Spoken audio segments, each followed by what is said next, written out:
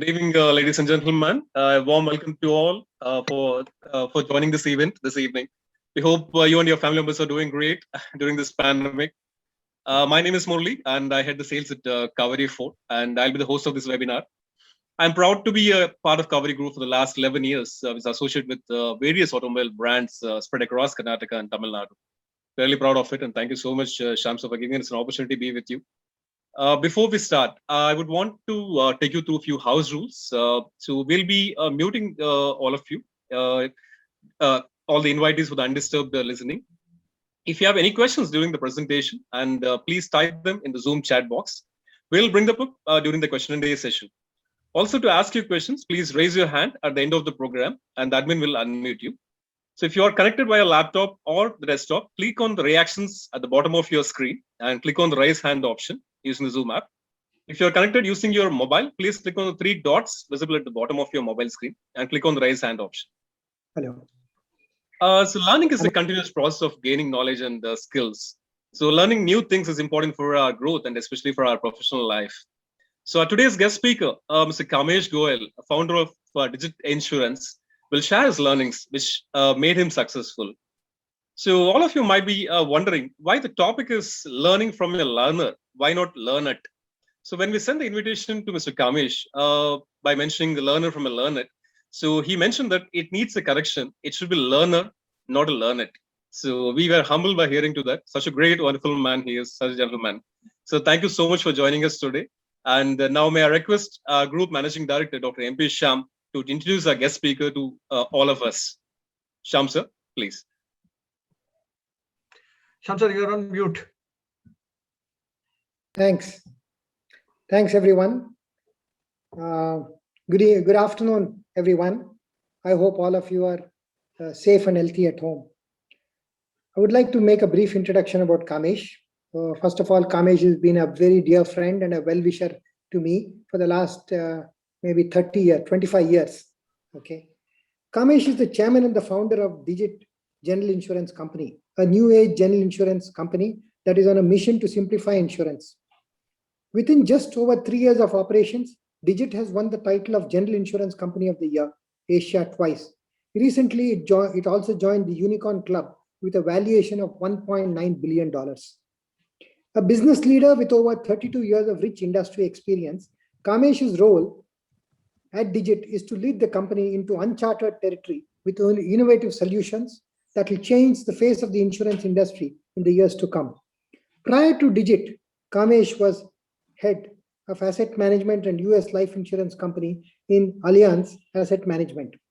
Being associated with Allianz for 2 decades, Kamlesh has held decision-making roles as the head of the group, planning and controlling Allianz Insurance, regional chief executive officer Asia Pac for Allianz Insurance, and chief executive officer and country manager Bajaj Allianz Life Insurance Company, among others. In these leadership roles, he was responsible for several large markets, including China, Korea, Taiwan, and Japan, besides India. He graduated in science from St. Stephen's, Delhi, followed by a degree in law from the Delhi University again, and completed his MBA from FMS Delhi.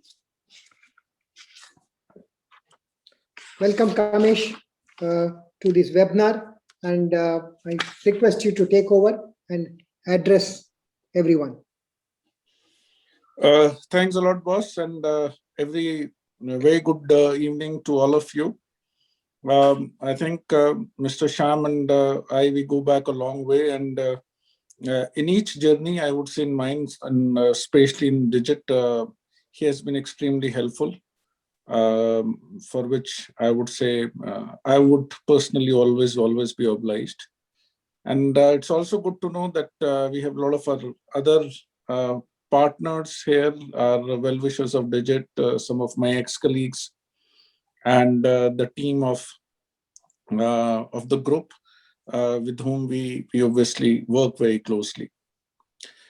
So what I intend to do is maybe speak for about half an hour in terms of how business, especially insurance, which I have been associated with now for more than 3 decades, has actually changed, and what exactly are the expectations of the customer, And then having been very closely associated with the automobile business, but more as an insurer, also in these 3 decades and across different countries, I would also maybe talk briefly as to how I see this business changing and what exactly one can do more, both from a customer's perspective and also from enhancing value in the business perspective. So I began my journey with New India in the public sector days, and it was a great training ground in terms of knowing about general insurance. I think then was involved in the startup with Bajaj Allianz General Insurance when the private sector was just opening up. After that, had an opportunity to work outside India for about 6-7 years, when I worked closely in Asia, Middle East, North Africa, in a way directly. And then later in my role in Germany, I would say I got exposed to quite closely to about 30 more countries in the Allianz world because of the work. So when I look back 30 years in terms of where the industry was in terms of general insurance, I think since all of us are closely associated with automobile insurance, in 1988, when I started working, at that time, a Maruti 800 premium would cost about 3,300 rupees. There were obviously no add-on covers. Out of 3,300 rupees, almost 90%, 95% was essentially for own damage. And third-party premium would actually be 160 rupees. The value of the car at that time was without the black, because it used to really get sold in black a lot, would be less than a lakh of rupees. I think if we look at today, for a car with the value of maybe about 2.5 lakh rupees, without add-on, the own damage premium would not have moved much. It would still be maybe 3,500 rupees or so. Third-party premium has increased a lot. And we know that in the last 30 years, there has been a big increase in inflation. So the question which comes is that how is India or how is the insurance industry surviving in such a price war? So when we look back, I would say there are in any industry, and as things grow, there are a lot of, I would say, inefficiencies where things take longer, things are much, much more expensive. The way we do business, the use of technology is very little, which means that the productivity of people is actually quite low. And we have seen this stage in New India, and I said I've seen it personally very closely, where everything, policy issuance, endorsements, claim files, everything was done in paper files or paper documents. I think then we moved to year 2001, 2002, where I remember at that time we started doing policy issuance at the point of sale through computers, and we also used internet for issuance of policies. And today we are actually living in a world where customers expect everything by pressing a few buttons on their mobile phones. So their expectations is that if they have want a policy, it should come instantly. If there is a claim they want instant solution in terms of repair. They want to know when they will get the vehicle back. So customers' expectations are also changing a lot. So the first is pressure of cost. The second is customers' expectation, which are changing because they're getting exposed to other businesses, e-commerce, travel portals, and things like that, food delivery, where everything is instant. So that, I think, is the second big change, which is really driving this. And then the third is that everything is hugely competitive. If we look at insurance, banking, automobile dealerships, while the economy has grown a lot, but on the other hand, the number of players who are there competing for the same set of cake or a same piece of cake, they are increasing a lot, which basically means that the margins are going down. And companies which do well, they do really, really well. Companies which struggle, one mistake or one bad time, and one would have to just close down the business. So there's a tremendous need for us to actually keep the business robust, the capital position strong. Otherwise, one lockdown, slightly longer lockdown due to COVID, we have seen has made so many businesses in various industries completely bankrupt. So the competition and the competitive pressure leaves very, very little room for margin for error. And one has to really get this right. Now, when we put all these three things together, the challenge which also comes because of customers is that they also expect companies to be innovative. So they want new offerings, and we know some offerings work, some don't work. Cost of taking a new product to the market can also be very, very high. So on all these circumstances, today one wants and one has to keep business stable. But on the other hand, due to such volatility in everything around us, we still, despite that, we also have to be fairly agile. Because if you are too late in doing something, you might just lose it. So I'll maybe just stop here and more in terms of specific principles. And then I'll speak about how, when we started Digit, how did we really look at the business, where we are, though I would say last 3.5 years have been very good for us. But insurance is a long-term business. And I would say that one has to continue on the same path for us to really say that, look, now we are a good company and we can continue to do well. So when we started thinking about Digit in early 2017, there were already 25, 26 players in the general insurance space. Market was growing well at about 13, 14%. But if you asked anyone, and I'm sure since a lot of you come from the automobile dealership, you would not say that, look, there's a need for one more insurance company. If you go and talk to customers or others or even insurance company people, they will say, look, the market is mature and big players are already big. There's no real space for a new company. But I think when we started talking to the distribution partners, because people like you always have a much, much bigger insight into how things are and what the pain points are, that is where we started feeling that maybe there is an opportunity.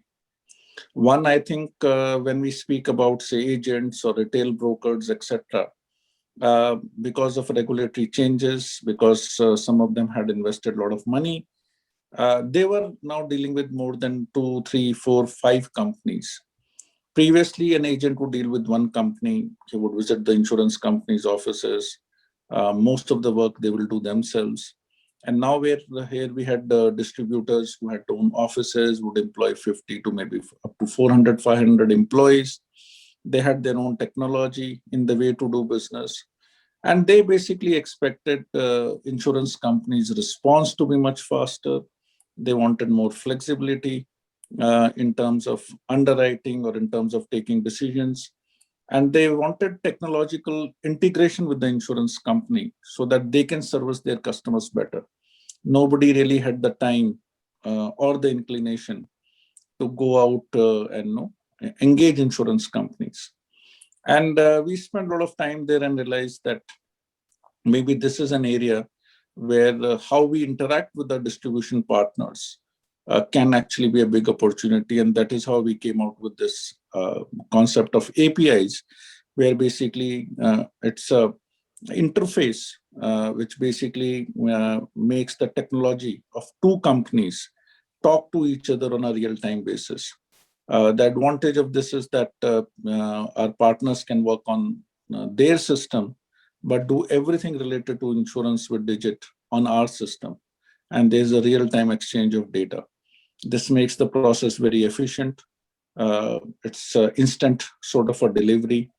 And a lot of pain points which people had in the processes could actually be taken care of. So I think we saw very wide adaptation to this technological change. And I would say this insight would not have come to us of this level of detail if we had not really gone and spent time with the customers. And with our customers means our distribution partners, because for insurance companies like us, they are our first customers, and we have to help them service their own customers. Now, the second is when we look at dealerships, and here again, I think including in Magnum, Honda, and some other dealerships of our friends, when we went and spent some time, if we think about how this business has changed in the last 10 to 15 years, that previously most of the money would be made by selling of products. And this is true of white goods. This is also true of automobiles. And now we actually see that very little money is actually made on selling of vehicles, but all money is actually made when you service the customer, you retain the customer, and then you help the customer whenever the time is ready for the customer to, either move to a bigger vehicle or to exchange the vehicle and things like that. So from selling, if you look at any company, if you look at Tesla today in automobiles, they are actually selling cars, which is great, but a lot of money is made by software. If you look at even BMW today in Germany or Mercedes-Benz, you buy a car from them and you buy their app.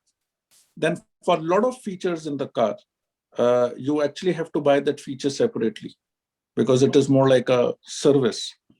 And some of these things, in case of Apple, they sell phones, they make hell of a money here. But a huge amount of money is made by them from the App Store or Apple Store, where people download various apps and use them. So I think this in dealerships also, when we spend some money, we spend some time, and even for people like me who have actually have seen this business for the last 30 years, we quickly realized that the service element, I think, has improved dramatically in the last 5, 7, 8 years, but there's still a long way to go. And I'll give a few examples here as to how this business can actually change maybe a bit later. But again, the question is that if we look at various models across the world, so you have a company like Tesla, where you actually buy the car essentially from the website. They don't really have any dealers at all. And if you go to UK, there the concept is selling, spares, and service. All three are split separately. So you could actually go and buy your car from a dealer, but that dealer would not be servicing your car. For servicing, there would be somebody else.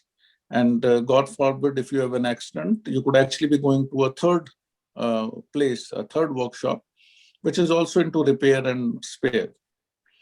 If you go to Germany today, the Mercedes-Benz in Munich, where I have spent some time, and also for BMW, it is company-owned showrooms. So they actually don't have any privates. In entire Munich, you actually have a huge showroom of Mercedes-Benz, maybe about 10 floors or so, hundreds of cars there on display. And you go and buy directly from there. And you have in Singapore, actually now you could buy a car, an expensive one like a Ferrari or something, from this machines where you like put a coin and you get a Coke. You could actually put your credit card and buy the whole car. So the business is dramatically changing. And there are customers today who would actually be willing to do this. When I talk to, say, my son, who is heavily into cars, I think Even today, he would be spending 10 to 15% of the time just reading about the cars all the time. It's like, I think when I remember we went to Mercedes-Benz and they were trying to show me one or two feature. The sales guy did not know it. My son had to tell him that, look, this is how you self-park the car. And the guy was looking at him and saying, look, it's less than a 2-week-old feature. And he knew this, the guy didn't. And I would not be surprised at all that whenever he has to buy his first car, he would be buying it off a website. I don't think he will be actually going anywhere. So when the customer's expectations are changing, when I gave example of our distributors, similarly in case of automobile dealers, if you have on a holiday season, during holiday time, if you have to sell 200 two-wheelers in a day and deliver, and if you have to keep punching the data, you can imagine how many people would be required just to issue 200, 300 policies. So we came out with this system where that, okay, you can upload the invoices directly. So there's no need for data entry operator and you can issue policy instantly.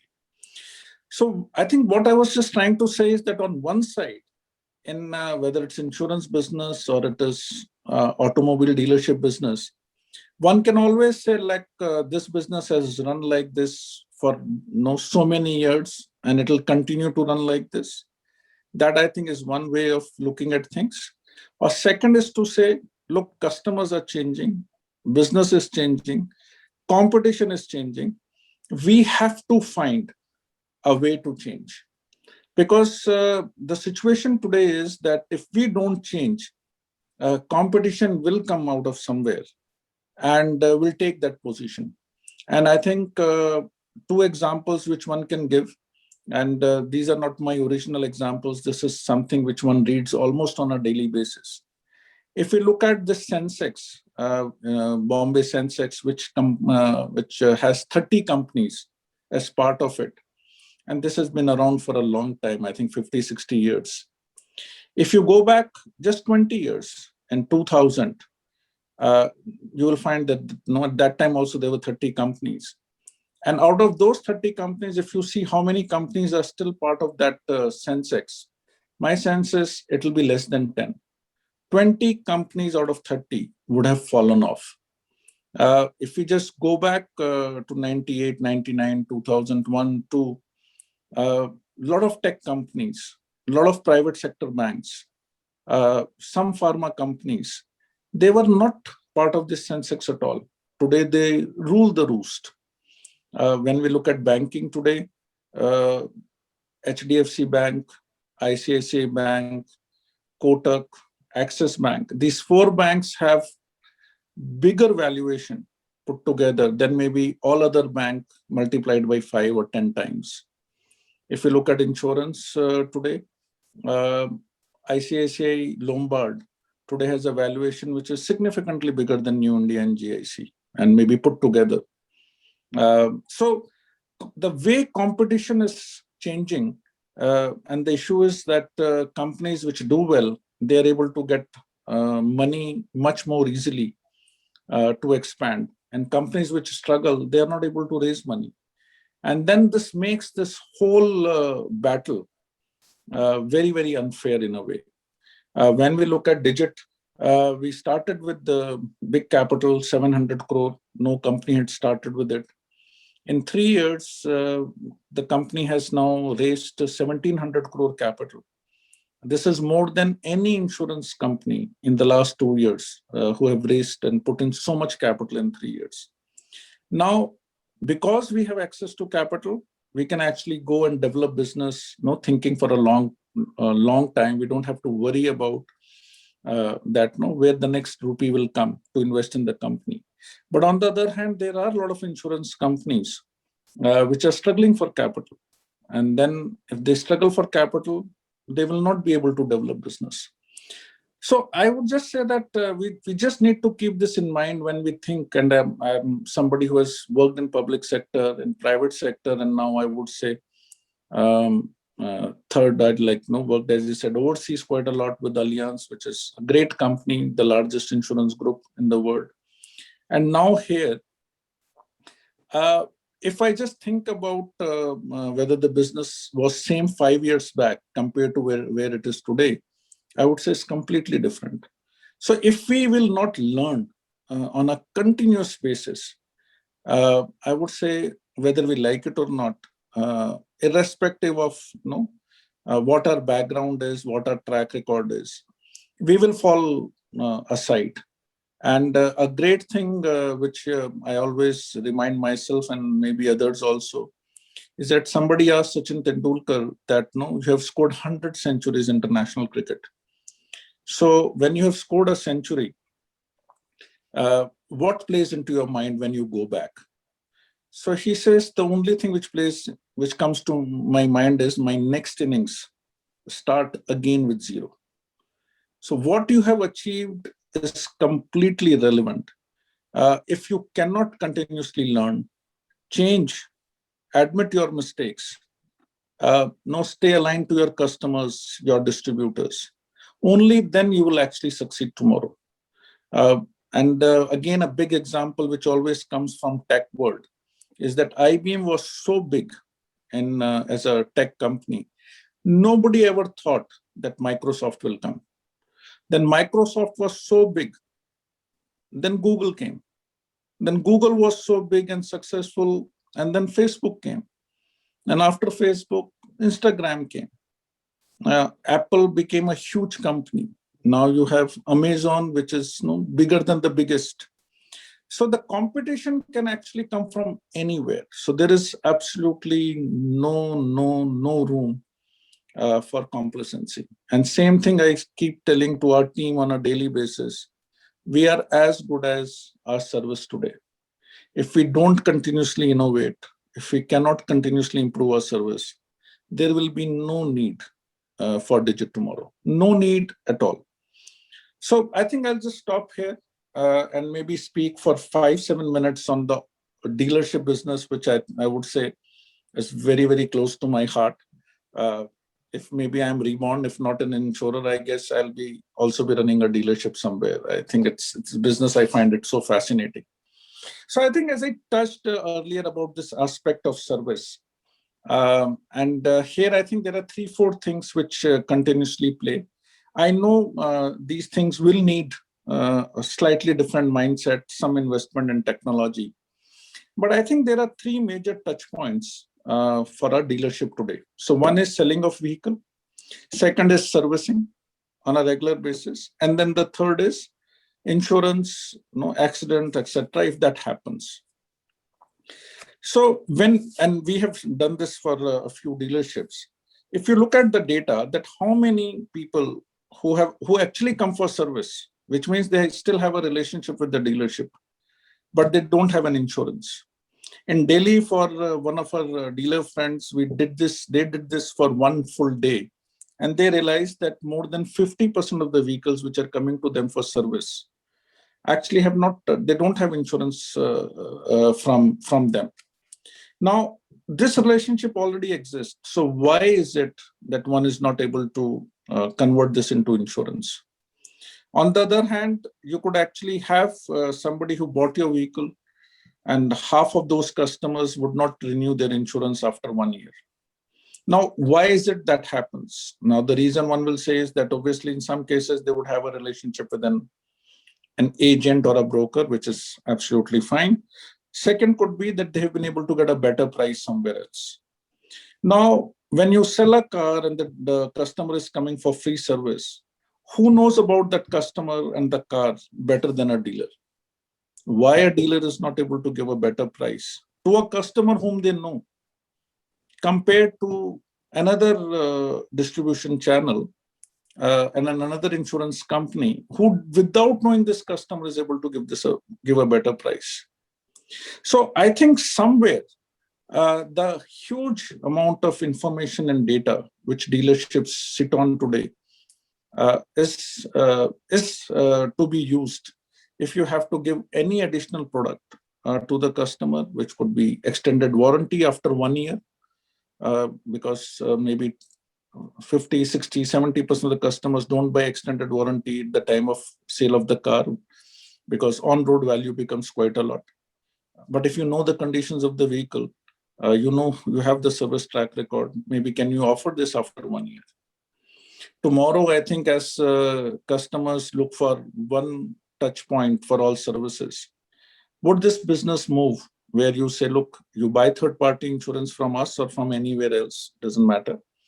But you pay us 1,000 rupees per month and everything relating to your vehicle, accident, servicing, tires change, everything will be taken care of by us.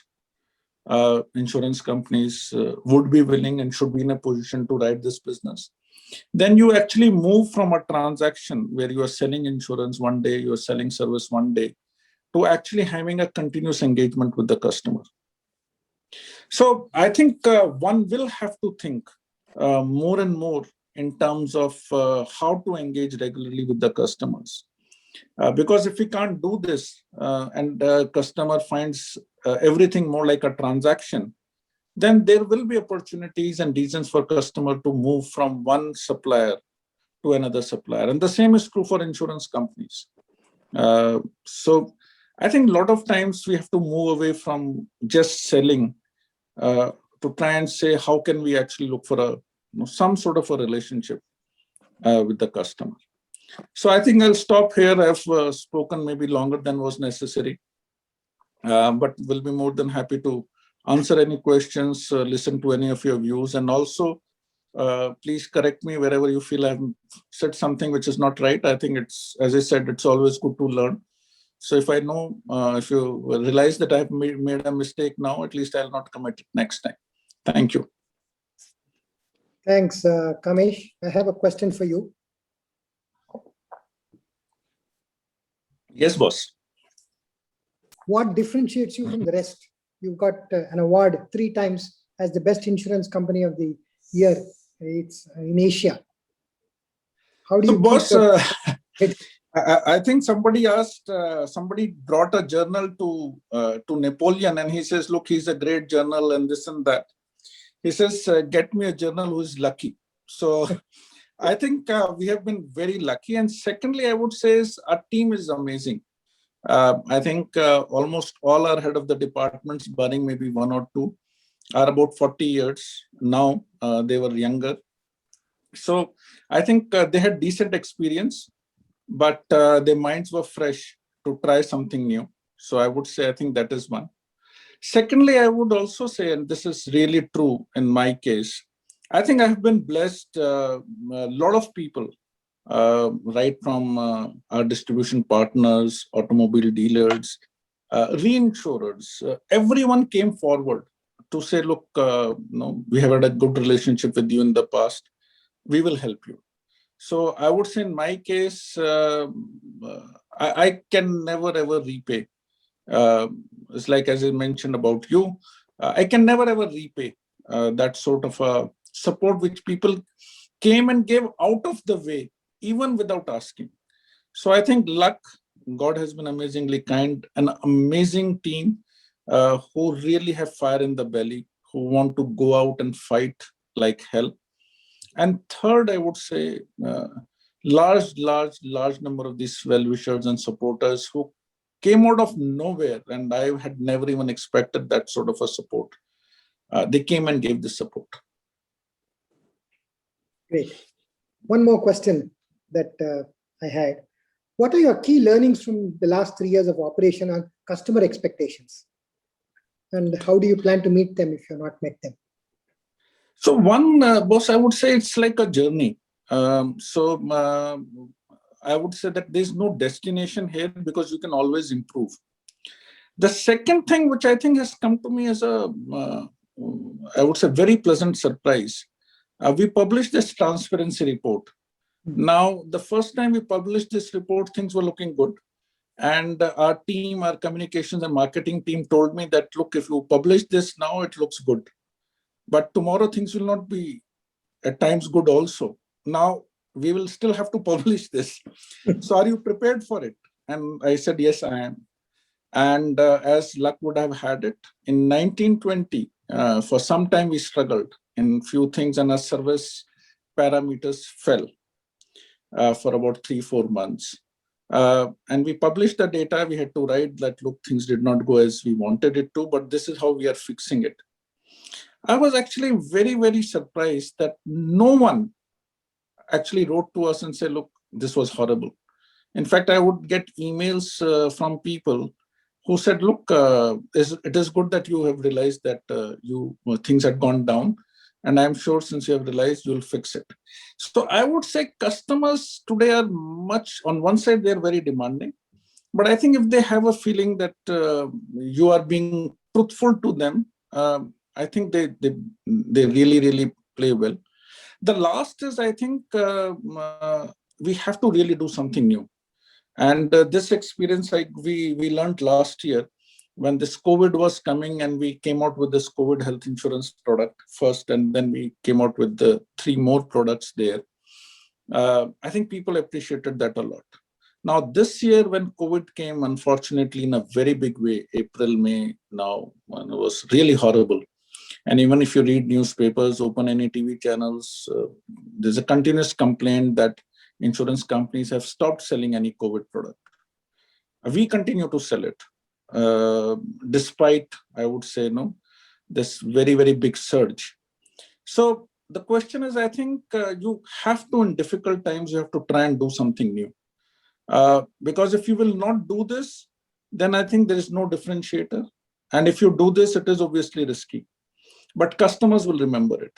So the learning is be truthful, be transparent with customers, continuously improve. And third, try to do something different, try to do something which is beneficial for the customers. Very good. My next question to you, what is the message that you have for auto dealers in specific on what to focus on in this time of business? Because we've had 60 days of lockdown. So, boss, I think I would say that last 3 years, if we look at, unfortunately, the sales have stagnated. Maybe other than two-wheelers where it picked up, but due to lockdown, again, overall, it did not increase. So there will be some pent-up demand, which I think hopefully will come back. But I would say, I think the dealerships still spent a lot more in acquiring a customer and spent very, very little in trying to retain and cross-sell a customer. My sense is that dealership business has to dramatically shift from selling to being more like a insurance company or a bank, where you are actually, all you are doing is servicing the various and meeting the various needs of the customer. So I think having this 360-degree view of the customer and really fighting for every customer, whether you're losing it for service, whether you are losing it for repair, whether you're losing it for insurance, I think becomes very critical. Otherwise, this is like a funnel where you are adding 100 maybe customers every week. But if 50, 60 of them are getting leaked out, it's like the amount of money you have to pump on this sales is a bit too much. And at times I feel that automobile companies, they push the dealership more towards sales and less towards service, which I think is a big need. Thank you. What is the message that you have for younger generation in the auto industry and the insurance industry? So I would say motor worldwide, if people have money, people will buy automobiles. I can't think of anything else other than a mobile now, obviously, which people would want to spend money on. I think this is about lifestyle. This is about freedom. This is about, if you have money, wanting to take this weekend trips. And obviously now in COVID times, having own vehicle also becomes. So in India, I would say we were on a very strong path of automobile growth. Last 3 years have been a bit difficult. But as economy grows more and more, as white-collar jobs increase more and more, we will definitely see a big growth in the automobile area. And I think automobile and insurance are like twin brothers. Both are heavily dependent on the economic growth. So if the economy will do well, insurance will also grow. So I would say the contribution of both of these and automobiles, if you think about organized logistics, e-commerce now, good highways, GST, the share of transporters through highways, transport business will dramatically increase going forward. So I think these are obviously the industries which have grown well in the last 10 years. But I would say they will continue to grow like this for the next 15, 20 years. And in a service industry like automobile or insurance, the best part is people make a big difference. I think when you are in a manufacturing job, it's machines which make a big difference.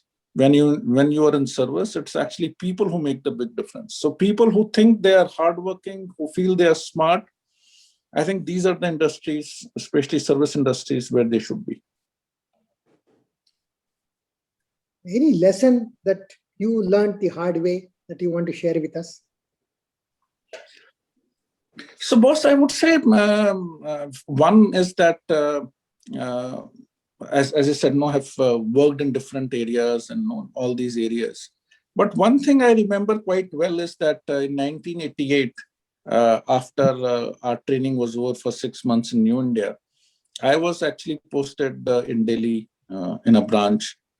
Some of my friends were posted in the head office, some in different branches or in regional office. And when we would exchange notes, so our head office people would talk about big things, talk about interacting with the general managers and this and that. People who were working in the corporate business side, they would be talking about dealing with large companies, as clients, etc. And I was in a small branch in Delhi where there'll be no electricity for 4 hours during summer, a horrible time. And it was a motor branch. 90% of the business was motor, maybe 95. And I used to wonder what mistake one has done, that we are struggling here every day in motor business, going to Transport Nagar in Delhi, Azadpur Mandi, all of that for commercial vehicles, dealerships, everything. And as other people are having a good time. So that time, I would say it was a bit of a hard life. Like summer, as I said, 3 hours, no electricity, so it was horrible. But I think in 2001, when this private company started and we started, suddenly I realized that having worked on the ground like this, maybe is the biggest advantage one has now. So I would say that I think is one area. The second is that till my graduation or even after that, I have never got what my first preference was. So failures at a continuous level. So after I was in Pilani studying in school, I wanted to go to BITS Pilani. That was the only choice I had. I missed my admission by 1 mark. And I went to St. Stephen's. 3 months there, I realized this is the best thing which has happened to me, that I did not get to BITS and I came to St. Stephen's. Similarly, I tried twice for civil services. I think there were 6, 7 of us. Almost everyone and our close friends got into this. Both times I went for the interview. Both times, finally, I missed it because I massively did badly in 1 out of 6 papers. 1 year in one, second year in one. After that, I decided I'm not going to apply again at all. That was the decision. And I felt that, look, I was as good as my other colleagues and I couldn't get in.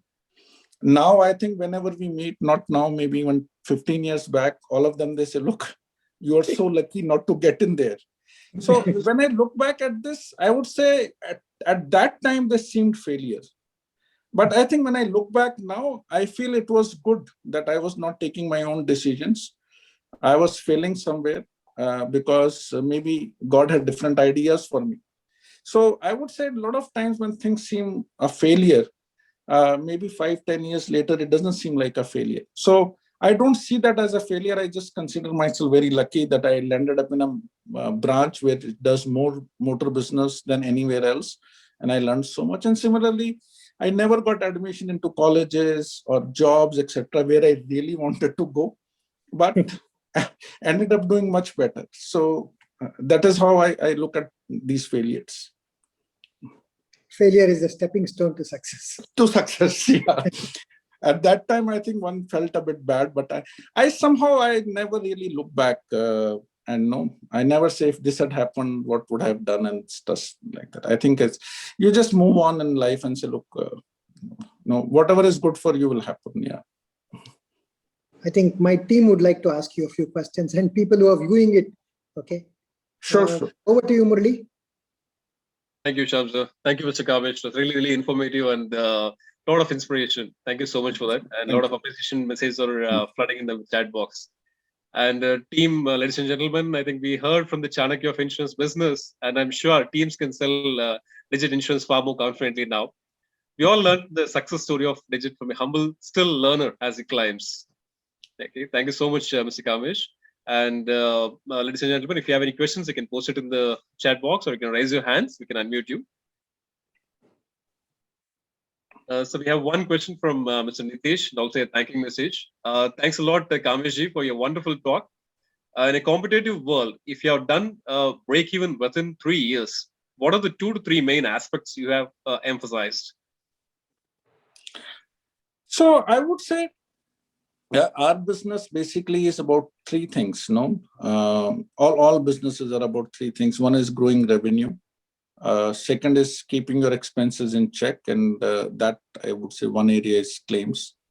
And then the third is how your own management expenses you are spending to generate that revenue. So it's a combination of, I would say, all the 3. In case of Digit, we have achieved a break-even under international financial accounting standards, not under Indian accounting. So I'm just technically being correct here.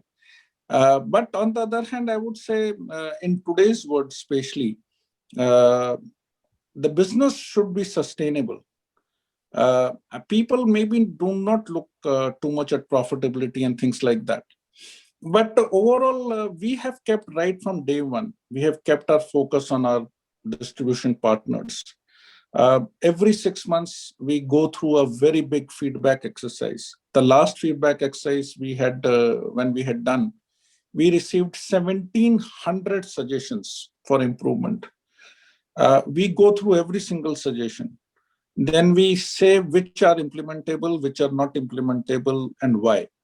And then we go back to our partners and we actually give them an update to say, look, this is the feedback we received, and this is where we are. So this continuously talking to the partners is something which is very, very important. Second, I think things is that if you visit any insurance company's website in India today, say their Facebook page or Google page, you will realize that you cannot write a comment on any of their social media pages. They don't allow you to write a comment, because in today's social media, there's a lot of bullying happens also. But in case of Digit, you can go and you can write a comment on our Facebook page, on our Google review page. So right from day one, we were very conscious of the fact that we will always allow our customers to write what they want. Now, a lot of people come and write something trash. Ye company chor hai, they'll write. Now we'll say, okay, please tell us what went wrong. They will never reply, because we know a lot of these are not even our customers. But this has never really, till now, I would say, and I hope it stays this way, has actually made us insecure or scared that because we want to hear what customers feel. And some of the reviews or constructive complaints, I would say, they actually tell us that our process itself was wrong. So I think if we don't hear to our partners, if we don't hear to our customers, business is not sustainable. And unfortunately, in insurance, we have seen that people have become, in mind, people have become big. The interaction is much, much lesser with the distribution partner. People would not want to spend time beyond talking on price and commission. They would not want to spend even half an hour, 2 hours to say, look, is there something we can do to help in your business? So I would say, I think there's a combination of a lot of things which help a company succeed. And the challenge is whatever we have done till now, we have to do more to stay where we are. If we will not, I think that is the day when the downward journey will also start. So you can never ever take success for granted. So a lot of small things which one has to do. There's no real one silver bullet.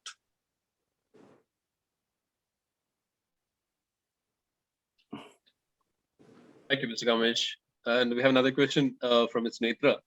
So for quite some time, you have been mentioning about your team. Can we understand a little more about your team specialty?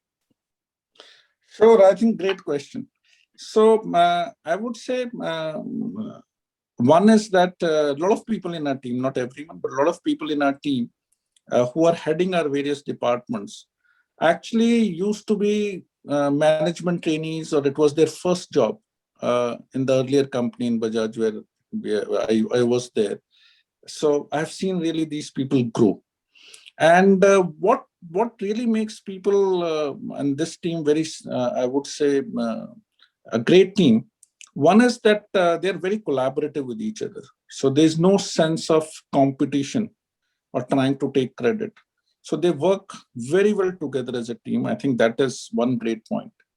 The second is none of them till now, I would say, we hear things like, no, that this thing only happens like this, or we have done this like this for 10 years.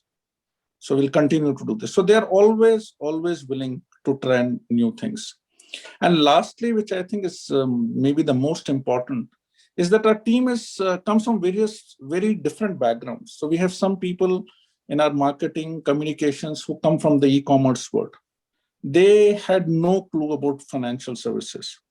We have a lot of people who come from consulting services. So they had not worked in an insurance company or a bank before they came to Digit.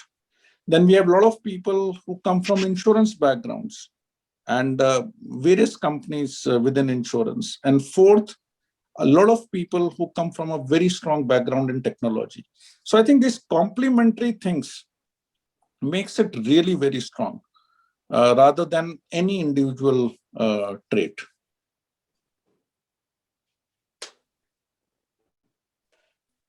Thank you, sir. We have another question from Mr. Vignesh. Dear Kamlesh, sir, what transformation from EU market where you worked with Alliance you adopted in Desert to make a super performer in record time? Good to know in this deliberation.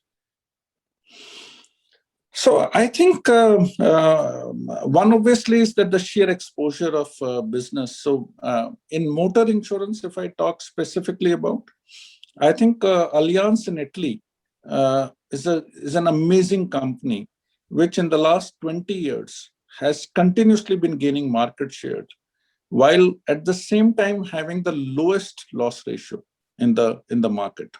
And it's a huge company. And there are a lot of companies like this in the Allianz world. So one thing which I learned in Allianz, especially is both in investments as well as in insurance, general insurance, and also maybe same thing in life products, is that the risk selection matters the most. And the way risk is changing, you have to keep finding different ways to actually identify good risk from not so good risk. Because if you are sure about your risk selection, then you can grow very fast. If you are not sure about your risk selection and God forbid it goes wrong and you have grown very fast, you could actually make the company bankrupt. So one big learning, and when I went to Europe and Germany in 2012 at the beginning, after 4 or 5 months itself, Europe went through this massive Euro crisis. At that time, and Allianz is like huge in Europe. And the entire stint in Germany started with this massive crisis which was going on, and there was huge amount of focus on the risk. And then interacting with various colleagues and learning more and more, I feel this understanding of risk, what you can afford, what you cannot afford, you will always make mistakes. But if you can make mistakes which you can afford and not make mistakes which you cannot afford, I think this is really, really very important, especially in our business.